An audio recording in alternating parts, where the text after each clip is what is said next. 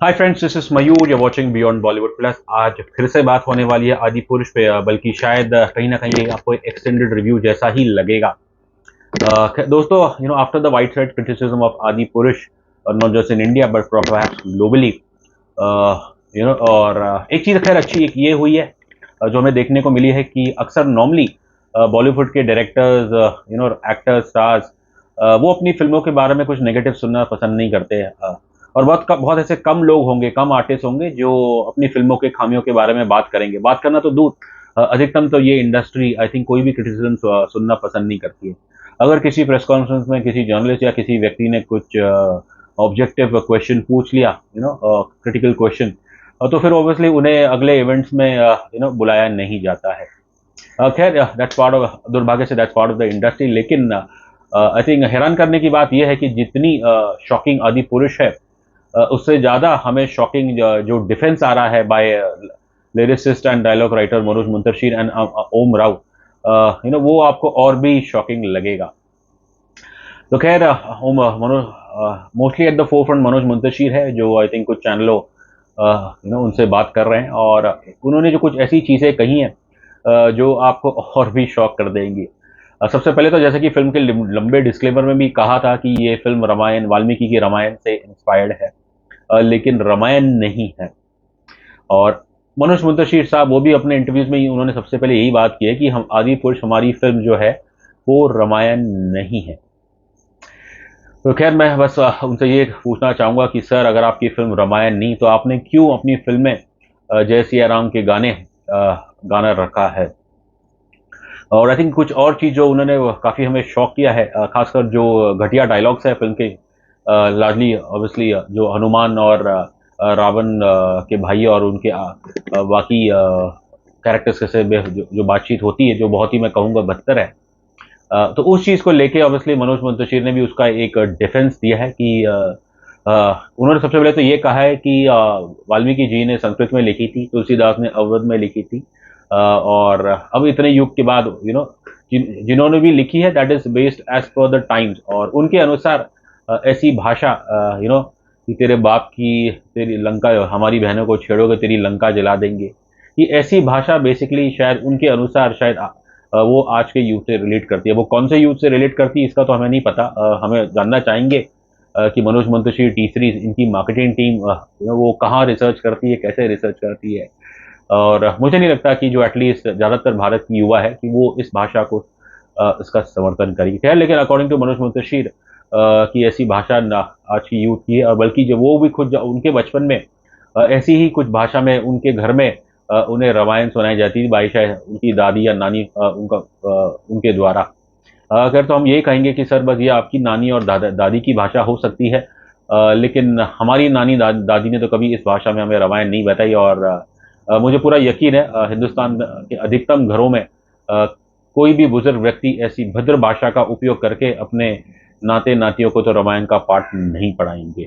Obviously जहाँ एक तरफ मनोज मुंतशिर है, दूसरी ओर डायरेक्टर ओम राव। इनका मुझे याद है कि पिछले साल अक्टूबर में जब फिल्म का टीजर आया था, इसकी बहुत क्रिटिसिज्म हुई थी। 2-3 दिन के बाद मुंबई जर्नलिस्ट को इसका 3D टीजर दिखाया गया था। हाँ, थोड़ा बहुत पढ़ता, लेकिन to be honest, we were still always sceptical about this film. During that time obviously director Om Rao साहब आए थे, और they had an informal chat with journalist. और जब हमारी बातें थी इन अ ग्रुप ओनली, हम ऐसी इनफॉर्मल चैट कर रहे थे, तो इनका जो बात करने का अंदाज था वो हमें थोड़ा अजीब और गरीब लगा। एक एरोगेंट सी लगी हमें इनकी टोन में, क्योंकि ये कुछ इस तरह बात कर रहे थे कि भाई ये मेरी पिक्चर है, मैंने लिखी है, मेरी मर्जी है कि मैं किस तरह अपना रावण को लुक दूं, मैं किस तरह अपने राम को लुक दूं, और ट्रोल तुझे क्या। हाँ, I think that's what he said, troll तुझे ना, ट्रोल तू कौन है, तो हाँ, तू कौन है ट्रोल। तो ऑब्वियसली जाहिर है ये ट्रोल की तो क्रिटिसिज्म कर ही रहे थे, बट कहीं ना कहीं ऐसे हमें लगा कि शायद ये मीडिया क्रिटिक्स की भी तरफ भी इशारा कर रहे थे। तो खैर, जब 16 जून को ये फिल्म रिलीज हुई, प्रेस शो सुबह इसका 8 बजे के था। प्रेस शो खत्म होने के बाद जैसे ही हम निकलने लग रहे थे जर्नलिस्ट सब, तो तब एग्जिट के वहाँ पे ये ओम राव साहब खड़े थे, और इन्होंने सब मीडिया वालों से नमस्कार किया, और ऑब्वियसली कई मीडिया वालों ने शायद अपना प्रशंसा भी की होगी, उनके अपने रीजंस होंगे। लेकिन फिर उस रात को हमने इन्हें एक बड़े चैनल के इंटरव्यू में देखा, ये और मनोज मुंतशिर साहब एक बड़े एडिटर के साथ न्यूज़ चैनल पे आए थे, और उस एंकर ने इनसे पहले यही कहा कि जो अर्ली रिव्यूज आ रहे हैं, क्रिटिकल रिस्पॉन्स तो बहुत पुअर है। और तब फिर ओमराव साहब ने कहा कि बड़े ही कॉकिली कहा कि दैट हंस हंस के, दैट डज नॉट मैटर। और क्योंकि उनके अनुसार जो खबर आ रही है, उनकी टीम कॉमर्स की है, उन्होंने कॉमर्स की बात की, जो शायद ओपनिंग डे फिगर होगा वो कुछ एक रिकॉर्ड होने वाला है। तो अब बताइए कि अगर आपको लगता है क्रिटिकल रिव्यूज कुछ मैटर नहीं करते, तो फिर क्यों आप आए थे प्रेस शो के बाद मीडिया से इंटरेक्शन करने के लिए? Omrao ji during that informal chat 2 years ago, उन्होंने आई थिंक हमने शायद उनसे पूछा था कि सर बड़ा दिलचस्प लग रहा है कि ये फिल्म आपने इसमें किसी को राम का नाम राम नहीं रखा है, उन्हें राघवा कहा है, सीता का नाम सीता नहीं जानकी का है, लक्ष्मण का नाम लक्ष्मण नहीं शेष का है, हनुमान का नाम हनुमान नहीं बजरंग रखा है, और रावण को भी, हालांकि रावण तो सुनने मिलता है आपको फिल्म में, लेकिन ज़्यादातर उन्हें लंकेश कहते हैं। तो आई थिंक वही हमने इस चीज़ पे उनको पूछा था, और ओमराव जी का कहना था कि आप भगवान का कभी, हम भगवान को आदर करते हैं और कभी भी उन्हें उनके नाम से नहीं बुलाते। ये भी हमें टू बी ऑनेस्ट लगा, बिकॉज जब हम प्रे करते थे, जो हमारी जो राम कथाएं हैं या जो पोयम्स है, जो श्लोक्स है, तो उनमें तो सबका नाम आता ही है ना।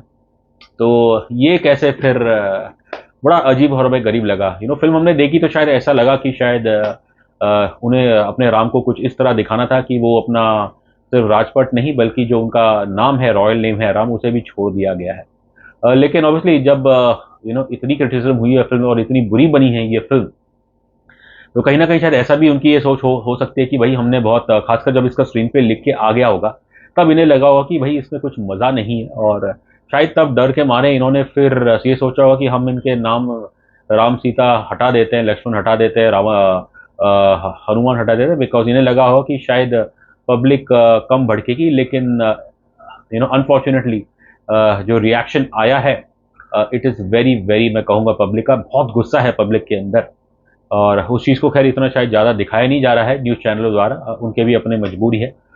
लेकिन it's again I would say a very very bizarre thing. Obviously interpretation, creativity, ये चीज़ें ऑब्वियसली आपका अधिकार है। लेकिन सवाल वही पैदा होता है कि सर आपने क्या किया, क्या क्रिएटिविटी ऐड की है? आपने क्या हनुमान जी का मजाक बना दिया, उन्हें एक रोड साइड छपरी जैसा आपने बना दिया है। और उनका, मनोज मुंतशीर का कहना है कि ये जी वानर लोग जो हैं, उनसे, वो तो ऐसे ही है, आप उनसे कैसे वैसा करेंगे। लेकिन जब आप हनुमान चालीसा पढ़ेंगे तो उसमें तो हम कहते ही हैं, जय हनुमान ज्ञान गुण सागर। अब जो ज्ञान गुण के सागर है, क्या आपको लगता है कि वो तेरे जलेगी तेरे बाप की ऐसी भाषा का उपयोग कर सकते हैं? It's very very sad to say, I must say that, और coming back to Om Raut, in terms of creativity, हमें तो कुछ उनका कुछ ऐसा कुछ आउट ऑफ द वर्ल्ड कोई इनपुट देखने को मिला नहीं है। बल्कि आप देखेंगे, इन टर्म्स ऑफ रावण रिप्रेजेंटेशन, वो रावण कम, वो ओटोमन एम्पायर के कोई प्रिंस लग रहे हैं। और ओवरऑल जो रावण की लंका है, पहली बात तो वो सोने की लंका नहीं, बल्कि वो तो कोयले की लंका लग, इतनी डार्क है, इतनी डार्क है, फिर आप देखेंगे रावण की लंका। और दुर्भाग्य की ये बात है, जो जैसा हमने देखा और पढ़ा है, कि त्रेता युग में, उस जमाने में जो युद्ध होता था, वो बेसिकली सूर्य चढ़ने के बाद, और फिर सूर्यास्त जब होता था तो तब युद्ध बंद कर देते थे वो। लेकिन यहाँ पे जो मैक्सिमम वॉर एक्शन सीन है, जो वॉर सीन है, वो ज़्यादातर सब रात में ही हुआ है। तो this is again I would say a bizarre representation by Om Raut. और वीएफएक्स की बात करें तो कई जगह पे तो बस वेस्टर्न इन्फ्लुएंसेस, चाहे वो हैरी पॉटर हो, या फिर आपके मार्वल हो, या फिर खासकर जो रावण का जो फाइनल एक्शन सीन है, जहाँ वो पूरे इतने सारे बैट्स को कंट्रोल करते हैं, ऐसे करते हैं, तो वो तो बिल्कुल इट्स बीन, ऐसा लगता है कि जो लुक एवेंस की आई थी ड्रैकुला अनटोल्ड, ये वहाँ से उठाया गया है। Even in terms of background music, कहीं ना कहीं आपको लॉर्ड ऑफ द रिंग्स उन सब की याद दिलाएगी। तो while you are free, you have an absolute creative freedom to do what you want, लेकिन आपने क्या किया है? बिकॉज आपने वही किया है जो दुर्भाग्य से बॉलीवुड करता है, एंड दैट इज इंस्पिरेशन।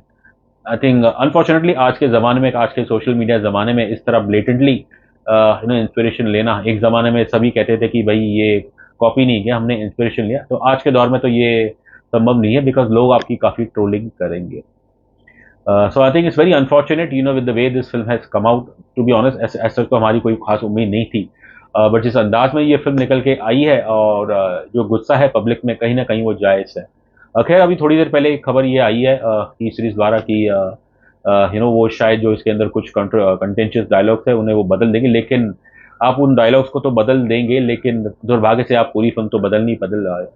अब क्या फायदा जब अब क्या पछताए जब चिड़िया चुग गई खेत। टी सीरीज की अगर हम बात करें तो ऑब्वियसली ये वही टी सीरीज है जिसकी जो मैं कहूँगा legacy, it is built on bhajans and devotional content. और गुलशन कुमार जी जो बिल्कुल उन्होंने एक he started from a nobody. उन्होंने जो अपनी इंडस्ट्री बनाई that was largely on the bank of devotional content, devotional music. और सच बताएं तो हम जैसे साधारण लोगों के लिए जो ऑब्वियसली हमारी संस्कृत की किताबें या शुद्ध हिंदी की किताबें इतने पढ़ नहीं पाते थे, तो हमारे लिए तो वही धर्म का जो एक प्रचार और एक जो इंट्रोडक्शन था, कहीं ना कहीं वो टी सीरीज गुलशन कुमार के इनके भजन द्वारा ही था। ऑब्वियसली चंचल उसमें रविंद्र चंचल, रविंद्र जैन, चंचल जी ऐसी ग्रेट सिंगर्स थे। अनफॉर्चुनेटली वही यकीन नहीं होता कि ये वही टी सीरीज है जिन्होंने हमें चंचल, रविंद्र जैन इन सब की भजन दी, लेकिन अब वही टी सीरीज उसने आदि पुरुष जैसे बनाई है। खैर, I don't think we heard the last word on Adipurush, ये कहूंगा। और मुझे नहीं लगता ये थोड़े बहुत डायलॉग चेंज करने से पब्लिक का गुस्सा शायद इतना कुछ कम होगा। खैर, देखते हैं आगे क्या होगा। At least one thing is certain, one has definitely not heard the last word on आदि पुरुष।